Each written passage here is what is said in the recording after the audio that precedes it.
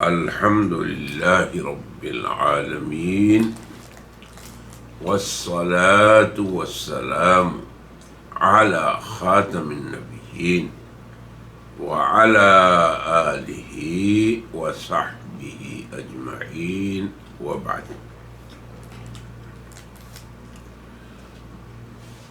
سامعین و ناظرین، ہماری جو تالیف الدین النصیحہ کے عنوان سے ہے، اس کی پہلی مبحث دین کا مفہوم، مدلول، دین کے مراجع اور پھر دین کے اندر وسطیت جو محمود بھی ہے اور مطلوب بھی ہے اور اس امت کا خاصہ ہے۔ تو پہلی بحث یا مبحث اول دین کے عنوان سے تھی، جسے ہم نے چند مجالس میں بے تفصیل بیان کر دیا۔ اسی الدین النصیحہ، اس کی دوسری مبحث کا عنوان ہے نبی برحق اور متنبی، یعنی جھوٹا مدعی نبوت۔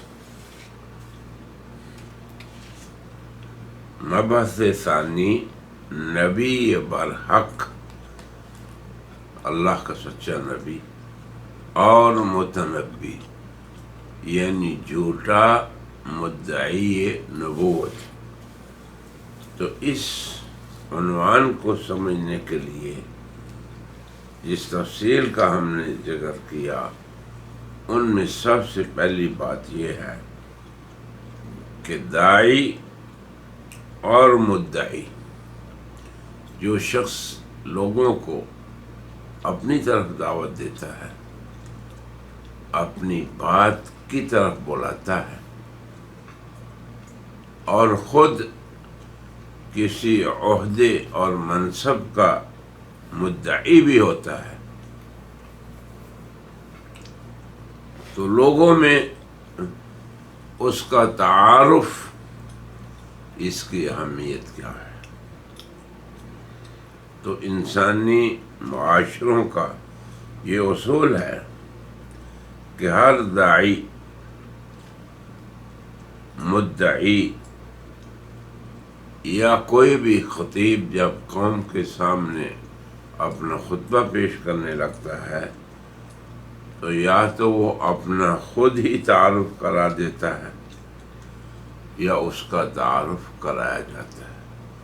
یہ انسانی معاشروں میں بین الاقوامی طور پر بھی ہوتا ہے اور بین الملکی، بلکہ ہر چھوٹے سے چھوٹے معاشرے میں بھی یہ معمول بھی چیز ہے۔ کسی کا تعارف کرانا یا تعارف ہونا یا کسی کے تعارف کا مطالبہ کرنا، یہ انسانوں میں معمول کی چیز ہے۔ اور یہ جو پبلک یا جو عوام یا جو مخاطب کسی داعی کی دعوت سنتے ہیں، کسی مدعی کا دعوت سنتے ہیں، کسی خطیب کا خطبہ سنتے ہیں، ان کا بھی حق ہوتا ہے کہ وہ جس کی بات سن رہے ہیں اس کو جانتے بھی ہوں، اس کا انہیں تعارف بھی ہو۔ اور اگر مدعی یا داعی، دعویٰ کرنے والا یہ دعویٰ کرے کہ وہ مأمور من اللہ ہے، وہ اللہ کی طرف سے آیا ہے، من جانب اللہ ہے، تو پھر انسانوں کا، عام انسانوں کا حق ہے، اور ایسے شخص کا شرعی واجب ہے کہ وہ لوگوں کو اپنی حقیقت اور اپنے تعارف سے آگاہ کرے۔ یہی اللہ تعالیٰ کی سنت رہی ہے، اور اللہ کے انبیاء علیہم السلام اپنی قوم کو سب سے پہلے آ کے یہی کہتے تھے، هل لبثت فیکم عمرا من قبلی، جس کا مطلب یہ ہے کہ میں اتنا عرصہ تمہارے اندر رہا ہوں۔ کیا مطلب اس کا؟ کہ تم مجھے جانتے ہو، میری سیرت سے واقف ہو، میرے کردار کا تمہیں اچھی طرح پتہ ہے۔ اور اللہ کی یہ سنت رہی، اللہ یصطفی، کہ اللہ جن لوگوں کا انتخاب فرماتے ہیں اپنی ماموریت کے لیے، اپنی نبوت کے لیے، اپنی رسالت اور پیغام رسانی کے لیے، جس شخصیت کو محور بناتے ہیں، اللہ پھر اس کی عصمت بھی اور حفاظت بھی فرماتے ہیں۔ اسی لیے انبیاء علیہم السلام اپنی قوموں میں ازکا، سب سے پاک، اطہر، سب سے زیادہ طاہر، اور سیرت میں سب سے زیادہ صفا انبیاء میں ہوتا ہے۔ یہ اللہ تعالیٰ کے انبیاء کی سنت ہے۔ اور پھر خصوصاً صدق، قول میں سچا، فعل میں سچا، اپنی بات میں سچا، اور اپنے دعووں میں سچا۔ تو صدق، اس کی خصوصیت اللہ تعالیٰ نے انبیاء علیہم السلام، جملہ انبیاء، نبی دعوے میں سچا، خبر میں سچا، پیش گوئی میں سچا، تو نبوت اور صدق اس قدر جڑا ہوا ہوتا ہے کہ نبی کے مخالفین اور جو معاذ اللہ علیاذ باللہ کفروا وکذبوا، جو منکر ہوتے ہیں، تکذیب کرتے ہیں، وہ بھی اس کے صدق کا اعتراف کرتے ہیں۔ اسی لیے نبی کریم صلی اللہ علیہ وسلم نے جب اپنی دعوت کو اپنی قوم پر پیش کرنا چاہا تو فرمایا، هل وجدتمونی صادقا ام کاذبا، لوگوں یہ بتاؤ،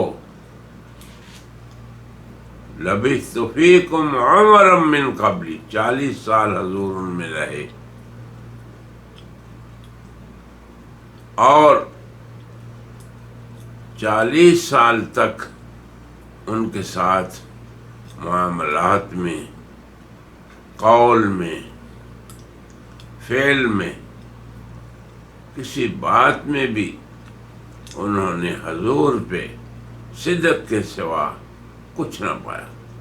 اور انہوں نے اسی لیے کہا کہ ہم نے تیری سیرت میں سوائے صدق کے، سوائے سچائی کے اور کسی چیز کو نہیں دیکھا۔ تو اب نبی صادق ہوتا ہے، نبی امانت دار ہوتا ہے، اس کے پاس اللہ کی طرف سے جو امانت آتی ہے اس کا امین ہے وہ اللہ کا، اس میں وہ بخل نہیں کرتا، اس میں وہ تاخیر بھی نہیں کرتا۔ یہ میں ان چیزوں کی طرف اشارہ کر رہا ہوں کہ آج جس مبحث کو میں شروع کر رہا ہوں، اس کا عنوان یہی ہے کہ نبی برحق اس کی کیا صفات ہیں، اور متنبی یعنی جھوٹا مدعی نبوت وہ کیسا ہوتا ہے۔ یہ بھی ایک طریقہ ہے اپنے عوام کو سمجھانے کا کہ مرزا غلام احمد قادیانی اور صدق دور کا بھی کوئی واسطہ نہیں. اسی لیے گزارش یہ ہے کہ یہ بات مسلمہ حقیقت ہے کہ صادق اپنے ہر دو معنی یعنی صدق مقال اور صفائی سیرت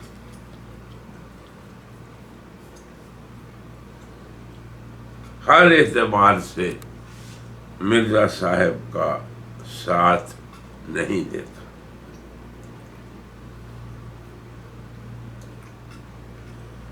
اب سب سے پہلے تعارف کی بات کرتے ہیں اور اس سلسلے میں جو ان کے احوال اور پھر تعلیم اور اس کا حاصل کرنا،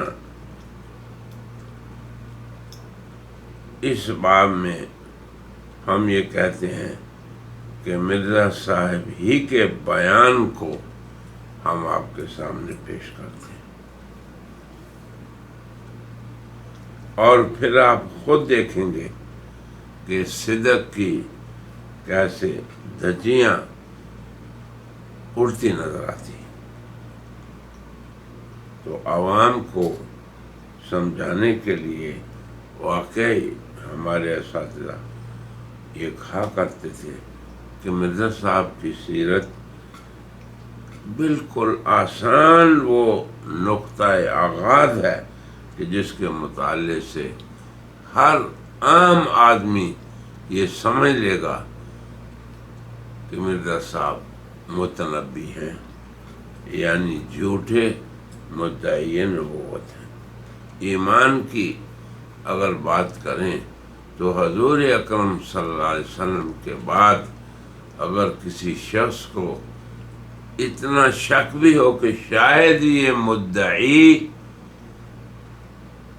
شاید سچا ہو، تو وہ شخص بھی ایمان سے ہاتھ دھو بیٹھتا ہے، کیونکہ ایمان بالرسل یہ رکن ہے ایمانیات کا، اور ایمان بالرسل کا آغاز قرآن میں ہوتا ہے والذین یؤمنون بما انزل الیک، کہ جو آپ پر جناب رسول اللہ کے بارے میں اللہ کا ارشاد ہے قرآن کے شروع میں ہی کہ آپ اور آپ سے پہلے.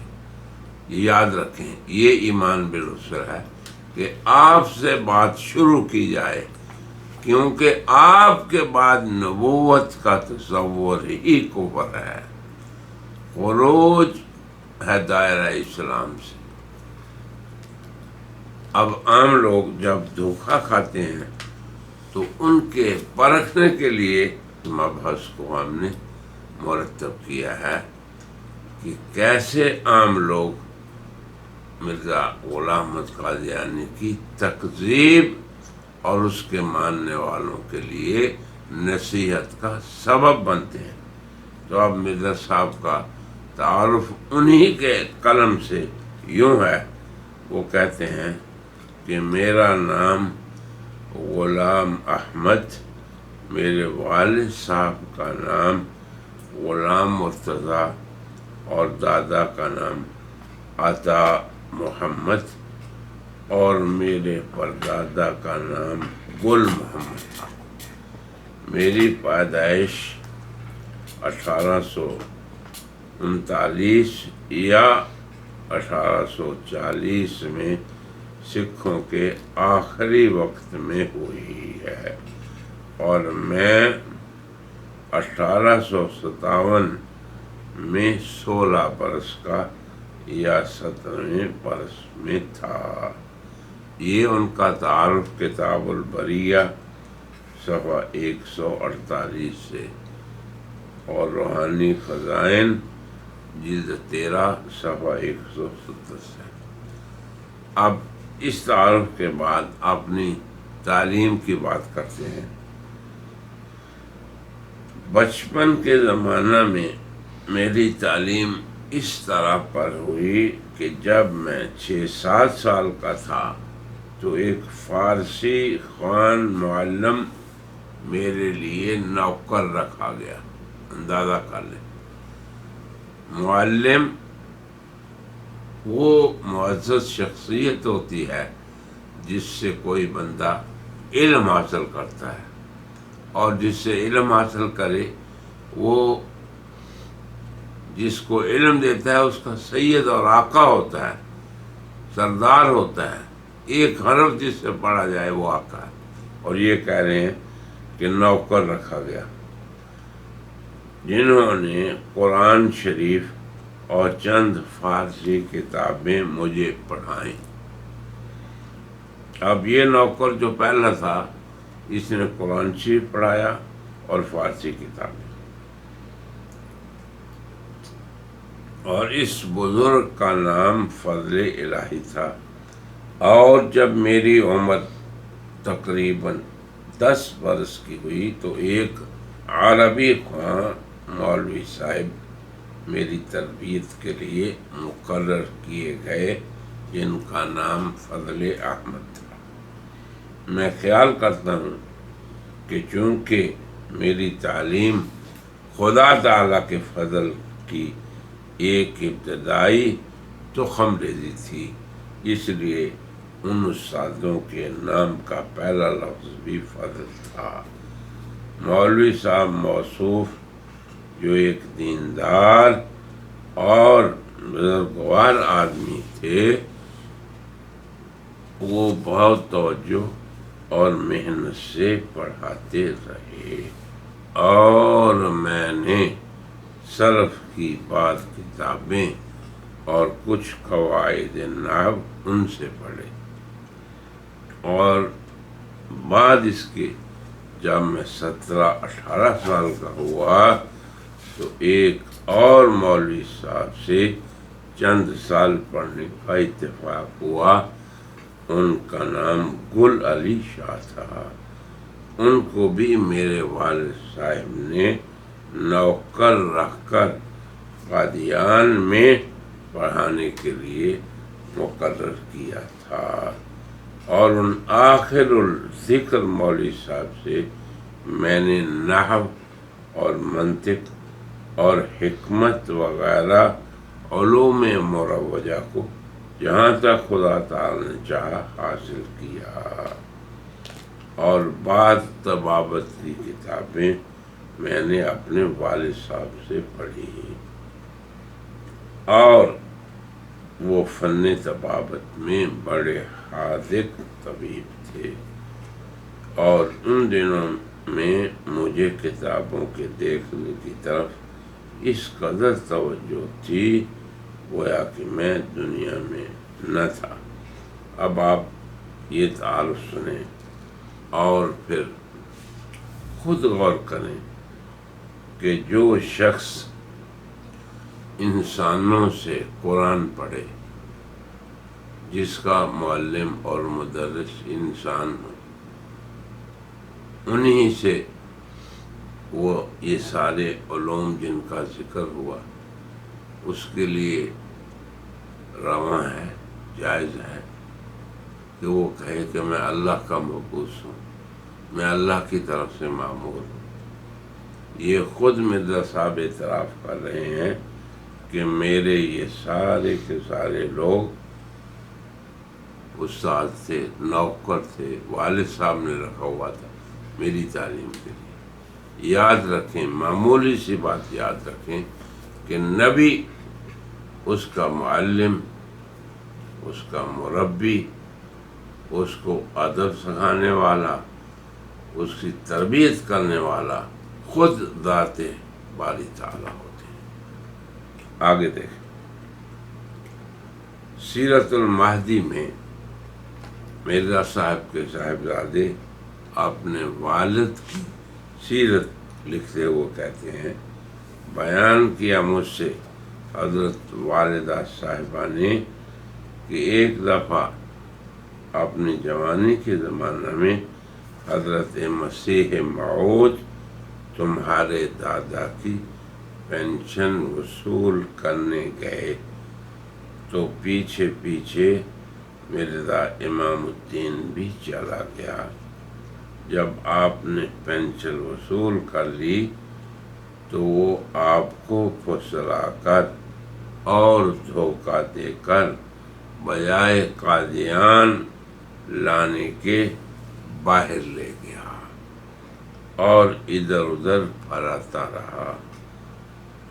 پھر جب آپ نے سارا روپیہ اڑا کر ختم کر دیا تو آپ کو چھوڑ کر کہیں اور چلا گیا۔ حضرت مسیح موعود اس شرم سے واپس نہیں آئے، اور چونکہ تمہارے دادا کا منشا رہتا تھا کہ آپ کہیں ملازم ہو جائیں، اس لیے آپ سیالکوٹ شہر میں ڈپٹی کمشنر کی کچہری میں قلیل تنخواہ پر ملازم ہو گئے۔ اب یہ ساری چیزیں ہم نے اس لیے ذکر کی کہ آپ کو یہ پتہ چل جائے کہ نہ مرزا صاحب مامور من اللہ تھے، نہ ہی مرزا صاحب اپنے دعوی نبوت میں، بلکہ ہر مدعی نبوت جناب محمد رسول اللہ کے بعد کذاب اور دجال ہے برزبان حضرت خاتم النبیین صلی اللہ علیہ وسلم۔